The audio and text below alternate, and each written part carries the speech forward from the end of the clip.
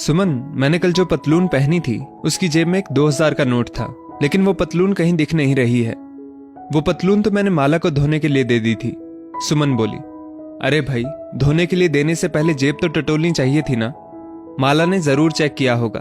अगर कोई नोट उस पतलून की जेब में होता तो वो मुझे जरूर बता देती। याद कीजिए, हो सकता है आपने वो नोट कहीं और रखा होगा। सुमन ने कहा, नहीं, मुझे अच्छे से याद है, मैंने नोट उसी पतलून की जेब में रखा था। धोकर इस्त्री करने के लिए रखी गई पतलून की जेब टटोलती सुमन अपने पति की बात सुनकर हैरान थी, क्योंकि उसकी घरेलू सहायिका माला एक बहुत ही ईमानदार और सुलझी हुई महिला है। माला ने आज तक कभी किसी चीज के लिए लालच नहीं दिखाया था। अपनी मेहनत की कमाई से ही संतुष्ट रहने वाली माला पर सुमन ये शक कर ही नहीं सकती थी कि उसने 2000 का नोट अपने पास रख लिया होगा। लेकिन अब सवाल ये था कि पूरे यकीन के साथ नोट अपनी उसी पतलून की जेब में रखने का दावा करने वाले अपने पति रमेश की बात को भी सुमन कैसे नजरअंदाज कर सकती थी। अचानक सुमन को याद हुआ कि आज सुबह जब माला उसके घर काम पर थोड़ी देर से आई थी और आते ही उसने बताया था कि वो जिस किराए के कमरे में रहती है उस कमरे का मालिक किराया बढ़ाने की बात कर रहा है, इसलिए माला को और 2-3 घरों का काम पकड़ना पड़ेगा। असल में तनख्वाह बढ़ाने को कहने पर लोग काम छोड़ देने को कहते हैं। उसकी तनख्वाह बढ़ाने को कोई तैयार नहीं है। ऊपर से कमरे का मालिक किराया बढ़ाने पर तुला हुआ है। करे तो क्या करे। आज माला बहुत परेशान थी।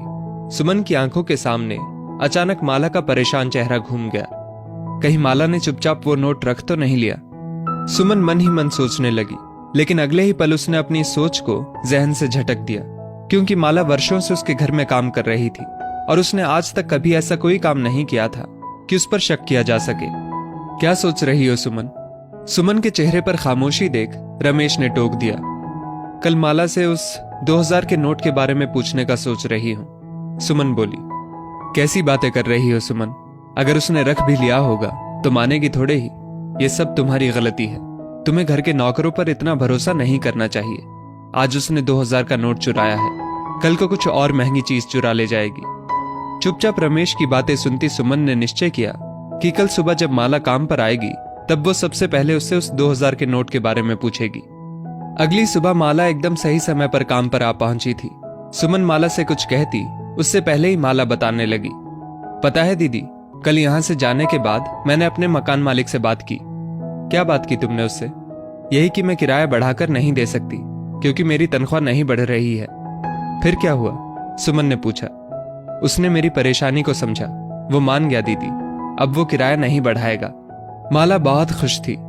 माला के काम पर आने की आहट पाकर रमेश भी कमरे से निकलकर बाहर आ गया था। सुमन से नजरें मिलते ही उसने माला से 2000 के नोट के बारे में पूछने के लिए आंखों ही आंखों में इशारा किया और सुमन ने आखिरकार माला से पूछ लिया, माला, कल तुमने जो पतलून धोई थी उसमें तुम्हें कुछ मिला था क्या?